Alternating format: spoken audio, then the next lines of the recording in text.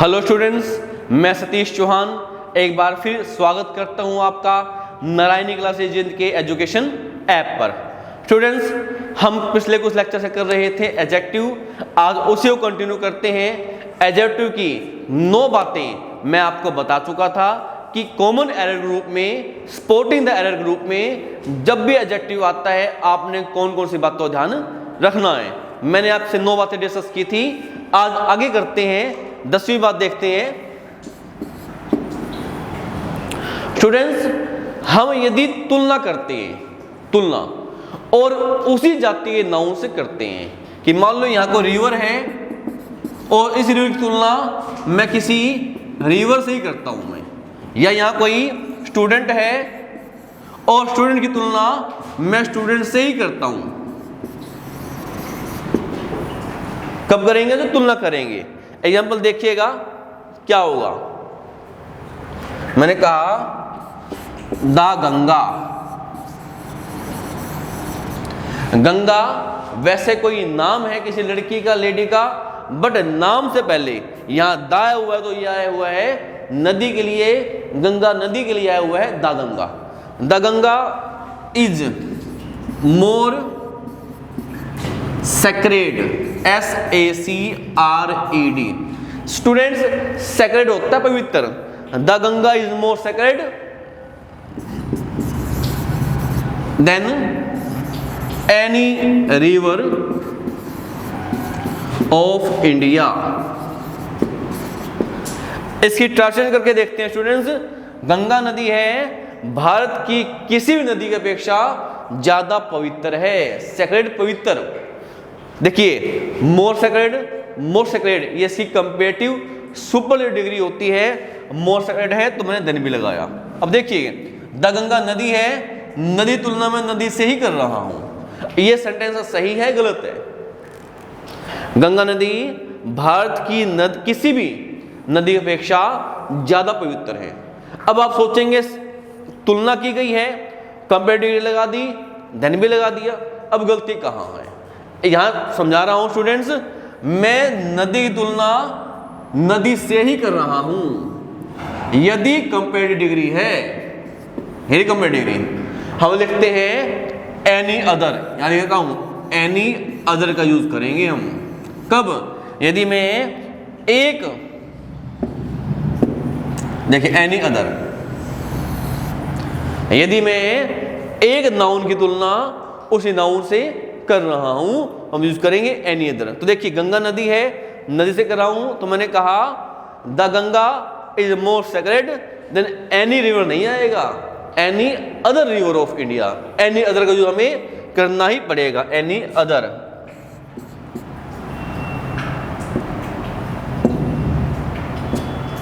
यहां लेता हूं any other river of India. तो देखिएगा, यदि दो नाउन की तुलना है और उसी प्रजाति के हैं, कंपेरेटिव डिग्री के साथ हम यूज करेंगे एनी अदर का। अब देखिए एग्जांपल देखिएगा, अब बताएंगे सही है गलत है। मैंने कहा diamond is more precious then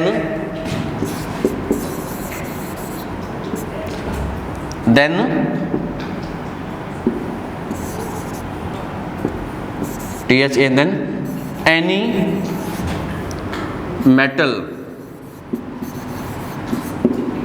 अब देखिएगा, diamond is more precious than any metal. Diamond है किसी भी मेटल की अपेक्षा, किसी भी धातु की अपेक्षा ज्यादा कीमती है, ज्यादा महंगा है। ये स्टूडेंट्स बताइएगा सही है गलत है? स्टूडेंट्स, यहां मैं डायमंड की तुलना मेटल से कर रहा हूं। डायमंड तो एक स्टोन है, पत्थर, एक तरह का हीरा, तो यहां पर क्या है?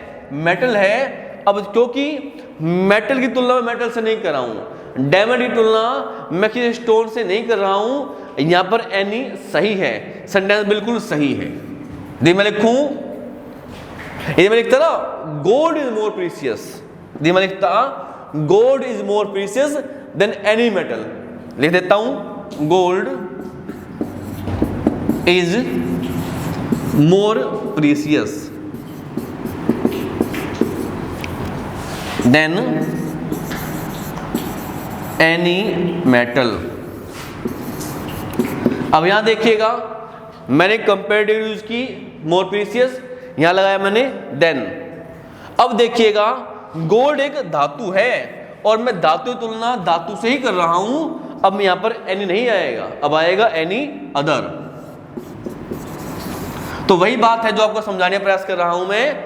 यदि मैं किसी नाउन की तुलना उसी नाउन से कर रहा हूं तो मैं लगाऊंगा एनी अदर। और यदि यहां देखिएगा, उस नाउन की तुलना किसी और प्रजाति नाउन से कर रहा हूं, जैसे यहां डायमंड स्टोन है, एक पत्थर होता है, और दूसरी तरफ धातु है, अलग अलग है, तो आएगा एनी।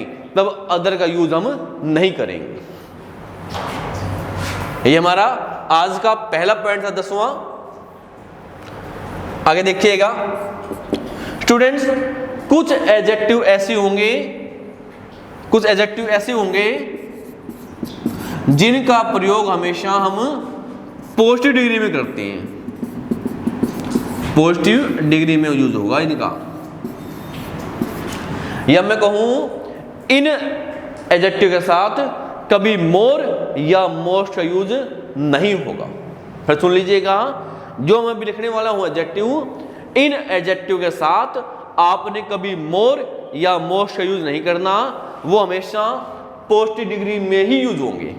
जैसे लिखते हैं, जो हमारी शेप्स होती हैं, शेप का अर्थ आकार है, सर्कुलर गोलाकार,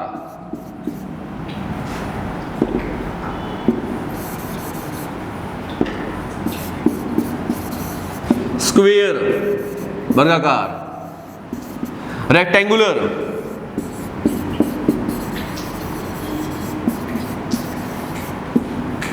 major, minor, final, supreme, unique, extreme, empty. तो स्टूडेंट्स, ये ऐसे नाउन है, सॉरी ऐसे एडजेक्टिव हैं, इनके साथ आपने कभी भी मोर या मोस्ट नहीं लगाना। मैंने कहा this is a unique word,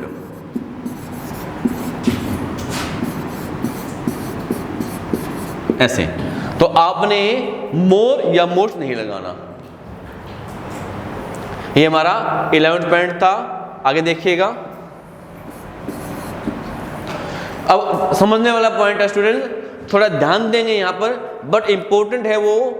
देखिए, एक सेंटेंस में या तो आएंगी दोनों कंपैरेटिव डिग्री, या दोनों आएंगी superlative degree.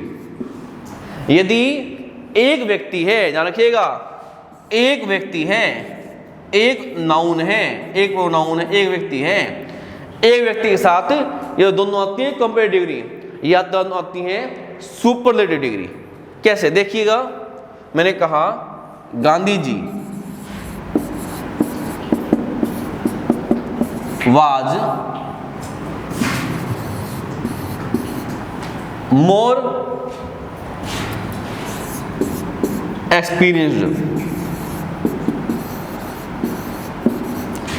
and noblest of all the leaders of his age। Age का अर्थ उम्र भी होती है, आयु है, और एज का अर्थ युग भी होता है। गांधी जी अपने युग के सभी नेताओं से ज्यादा अनुभवी थे और सबसे ज्यादा नेक थे, श्रेष्ठ थे। नोबल का अर्थ होता है नेक, अच्छे, श्रेष्ठ। अब यहां देखिएगा, गुण एक ही व्यक्ति के दो हैं, एक्सपीरियंस भी है और नोबल भी है। अब हम दूसरे से तुलना भी कर रहे हैं, और जहां देखिएगा मोर एक्सपीरियंस, कंपेयर डिग्री है यहां पर, और यहां पर क्या है, नोबलेस्ट, सुपरलेटिव डिग्री है। मैं यही बताने का प्रयास कर रहा था ऊपर आपको, यदि व्यक्ति एक है, एक व्यक्ति के दो गुण हैं, तो दोनों के दोनों या तो आएंगी कंपेयर डिग्री या आएगी सुपरलेटिव डिग्री। हम दोनों यूज करेंगे या तो कंपेरेटिव में या सुपरलेटिव में। इसको ठीक करते हैं स्टूडेंट्स, देखिएगा। Gandhi ji was more experienced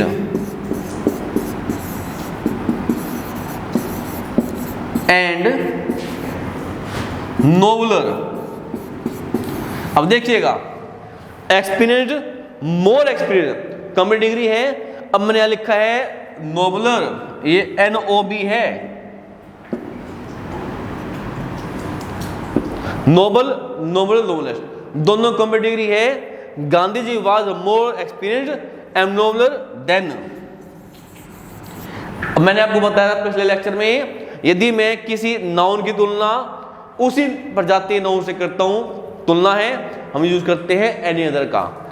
Gandhi ji was more experienced and nobler than any other, any other leader of his as.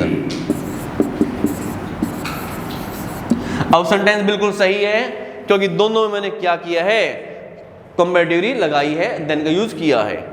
यदि मैं बनाता हूं सुपर डिग्री, तो देखिएगा मैं लिखूंगा Gandhi ji was the most experienced and the noblest of all the leaders of his age। अब यहां देखिएगा, मोस्ट एक्सपीरियंस्ड सुपरलेटिव डिग्री है, द नोबलेस्ट सुपरलेटिव डिग्री है। तो मैंने एक व्यक्ति के लिए, देखिए गांधी जी, एक व्यक्ति के लिए मैंने लगाई दोनों सुपरलेटिव डिग्री, और ऊपर देखिएगा इस एक व्यक्ति के लिए मैंने यहां लगाई दोनों कंपेरेटिव डिग्री। तो मैं वही कह रहा था ऊपर ही बात, यदि व्यक्ति एक है, दो गुण हैं, या तो मैं लगाऊंगा दोनों कंपेरेटिव डिग्री या दोनों सुपरलेटिव डिग्री। ये सेंटेंस गलत था। Gandhi ji was more experienced and noblest of all the leaders of his age. क्यों? क्योंकि गांधी जी एक व्यक्ति हैं, यहां लिख दिया मैंने सुपरलेटिव डिग्री और यहां लिख दिया कंपेरेटिव डिग्री। ये गलत है स्टूडेंट्स। तो बात फिर रिपीट कर रहा हूं, व्यक्ति एक है, सेंटेंस में नाउन एक है, उसी नाउन के दो गुण हैं, दोनों इकट्ठे आएंगे, दोनों कंपेरेटिव डिग्री या दोनों सुपरलेटिव डिग्री। ये ठीक करके आपको बता दिया है। आगे देखिए स्टूडेंट्स,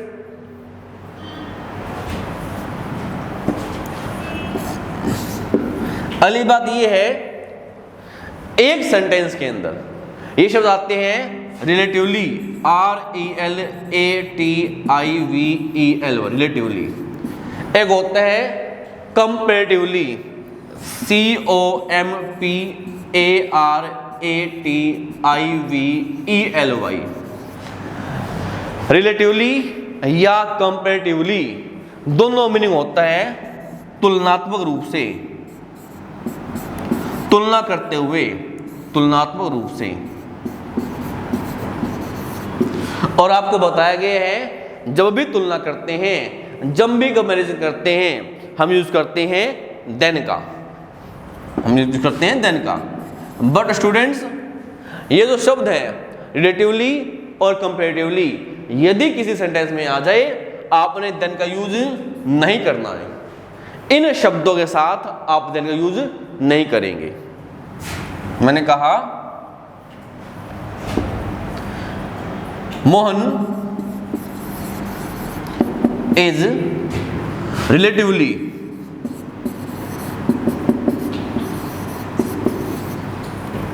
बेटर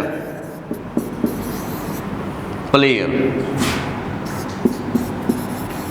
अब बताइएगा स्टूडेंट्स, ये सही है गलत है? ये सेंटेंस सही है गलत है? अक्सर आपको यहां एरर पूछी जाती है। ध्यान रखिएगा, रिलेटिवली कंपैरेटिवली शब्द ऐसा है, देखिएगा सही कैसे होगा। आपने इनके साथ क्या है, कैसे ठीक करेंगे? मैंने कहा देखिए,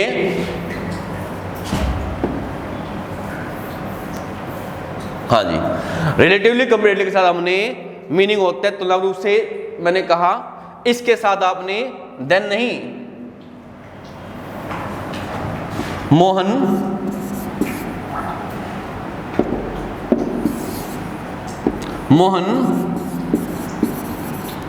इज रिलेटिवली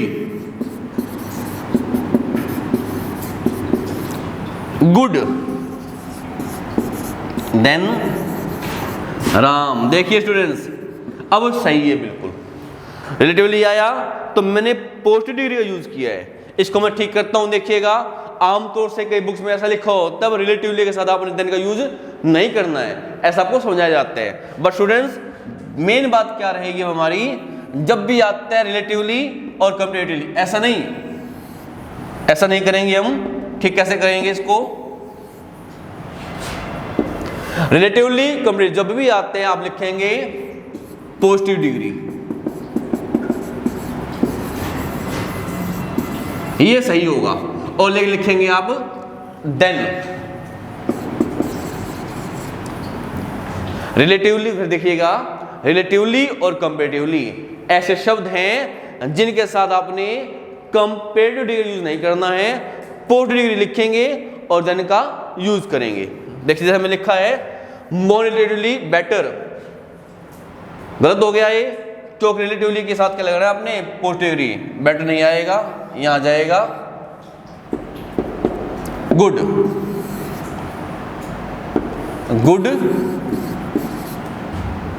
देन, या good player than Mohan Ram. अब देखिएगा, Mohan relatively good than Ram, तो कंपैरेटिवली आ जाए, इसका अर्थ ही होता है तुलनात्मक रूप से आपने इसके साथ कभी कंपेयर डिग्री नहीं लगानी है, पोस्ट डिग्री लगेगी और देन लगता है। 14 पॉइंट देखिएगा स्टूडेंट्स। कई बार क्या होता है स्टूडेंट्स, एक ही पॉइंट के अंदर, एक सेंटेंस के अंदर आपको कई तरह के एडजेक्टिव दे जाते हैं। अब मैंने कहा I met an Indian beautiful tall girl yesterday. अब देखिए क्या लिखी हिंदी, मैं कल एक भारतीय सुंदर और लंबी लड़की से मिला। यहां देखिएगा एक सेंटेंस के अंदर कई एडजेक्टिव दे दिए गए हैं। इंडियन अपने आप में क्या है, प्रॉपर एडजेक्टिव है, ब्यूटीफुल एडजेक्टिव है और टॉल भी एडजेक्टिव है।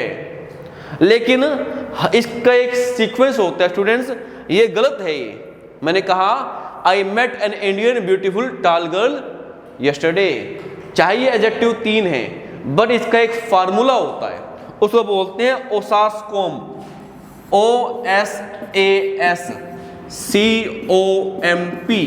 जी हाँ, ये एक फार्मूला होता है, इस सीक्वेंस से हमें बनाना होता है, इस सीक्वेंस से हमने कोई एडजेक्टिव लिखना होता है। स्टूडेंट्स देखिएगा, ये है क्या, ओसासकॉम। ये लिखा है मैंने ओ, इस ओ का अर्थ होता है ओपिनियन। ओपिनियन का अर्थ होता है भाई मेरे विचार से वो कैसा है, सुंदर है, अच्छा है, बुरा है, मूर्ख है, कैसा है, मेरा विचार क्या है, बैड है, गुड है, वाइज है या फुलिश है, ये मेरा ओपिनियन कहलाता है। तो ओ से हो गया ओपिनियन। एस का अर्थ होता है साइज, भाई साइज कैसा है? स्मॉल छोटा है,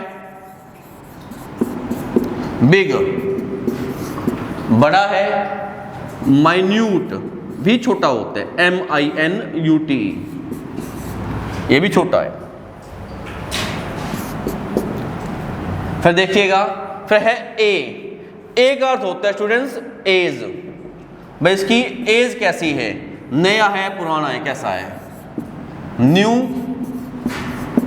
ओल्ड या फिर रिसेंट, ये अभी हाल ही का है, ये हो जाएगी हमारी एज। फिर आते हैं एक बार फिर एज, सॉरी एस। अब इसका अर्थ होता है शेप, इसका आकार कैसा है? स्क्वायर है, ओवल है, अंडाकार, या रेक्टेंगुलर है?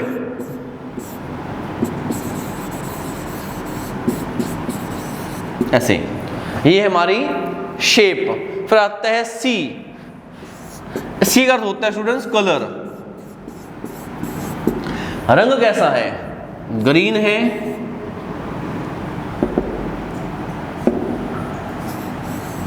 वाइट है, ब्लैक है? ग्रीन है, वाइट है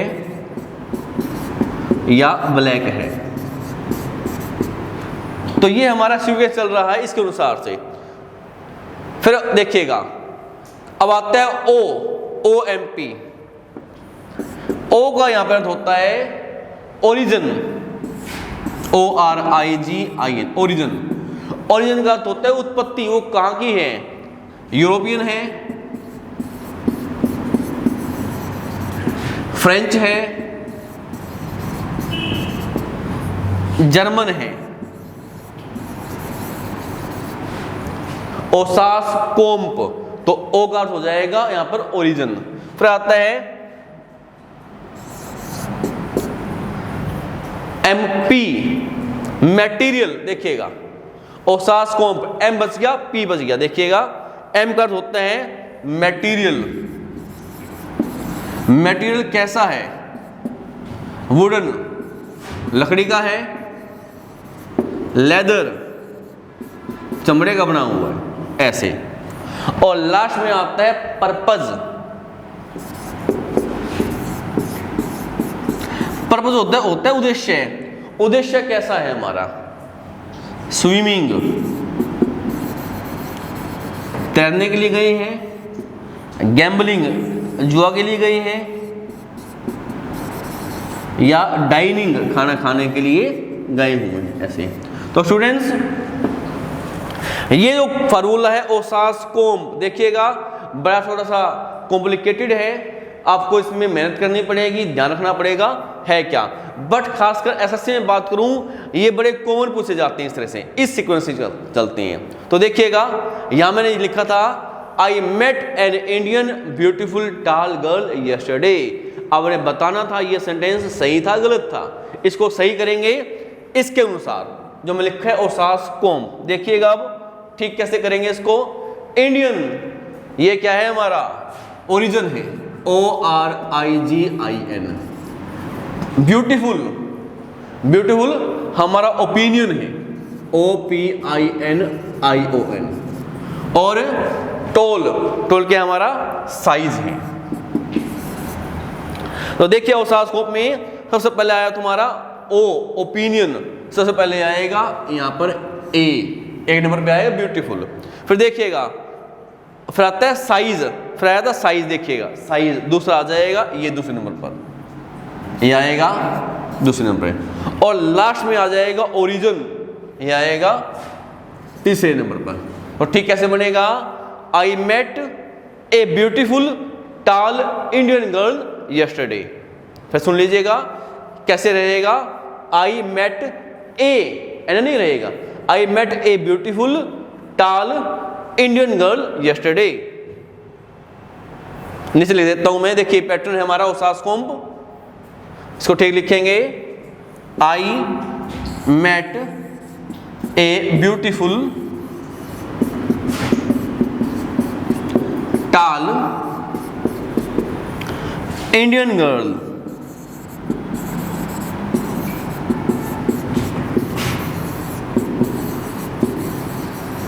यस्टरडे। अब स्टूडेंट्स ये बिल्कुल सही है, ये सीक्वेंस होता है। आम तौर से हम क्या है, क्योंकि ये फार्मूला बड़ा कॉम्प्लिकेटेड है, बड़ा आपकी मेहनत लगने वाली है, हम इसको अवॉइड कर देते हैं। बट स्टूडेंट्स ध्यान रखिएगा, यदि आप तैयारी कर रहे हो एसएससी लेवल की, बैंक की तैयारी कर रहे हो, जितने बड़े बड़े टेस्ट हैं उसमें ये बहुत पूछा जाता है, क्योंकि आम तौर से ये फार्मूला हम याद नहीं करते हैं कॉम्प्लिकेशन की वजह से। बट ध्यान रखिएगा, ये हमारा फार्मूला है, ये हमारा पैटर्न है ओसास कोम्ब। हम इसी पैटर्न से हम कोई ना कोई एडजेक्टिव लगाएंगे। तो स्टूडेंट्स एक सेंटेंस के अंदर एक से ज्यादा, ये देखिए एक से ज्यादा यदि एडजेक्टिव दिए गए हैं, हम अपनी मर्जी से एडजेक्टिव नहीं लगाएंगे, हम लगाएंगे इस ओसास कोम्ब फार्मूले के अनुसार। स्टूडेंट्स ध्यान रखिएगा, आप यदि पढ़ाई करते हैं तो आपके डाउट्स भी होते हैं, बिल्कुल होते हैं, और हर सब्जेक्ट में डाउट होते हैं। इसलिए स्टूडेंट्स यदि किसी को कोई डाउट है किसी भी सब्जेक्ट में, तो आपके लिए नारायणी क्लासेस जींद है, वो एक डाउट क्लास के नाम से क्लास शुरू करने जा रहा है, जो कि हर सैटरडे को होगी, और ये लाइव क्लास होगी। जी हाँ, आपके जो डाउट्स हैं आप हमसे लाइव पूछेंगे, हम उसका जवाब देंगे, आपके डाउट क्लियर करेंगे। इसलिए आपके जितने डाउट्स हैं जिस भी सब्जेक्ट में हैं, हर सैटरडे को नारायणी क्लासेस जीएन के नाम से डाउट क्लासेस का आयोजन किया जा रहा है। इसलिए नारायणी क्लासेस का जो यूट्यूब चैनल है, आप उसको अधिक से अधिक लाइक कीजिएगा, सब्सक्राइब कीजिएगा और उसको ज्वाइन कीजिएगा, ताकि आपके जितने डाउट्स से क्लियर हो सके और आप जो एग्जाम है बड़ी आसानी के साथ क्रैक कर सके। स्टूडेंट्स आज लेक्चर में हम इतना करते हैं, उम्मीद है आपको समझ आया होगा। हम मेरा लेक्चर सुनने के लिए, समझने के लिए आपका धन्यवाद। मिलते हैं नेक्स्ट वीडियो में। Thank you.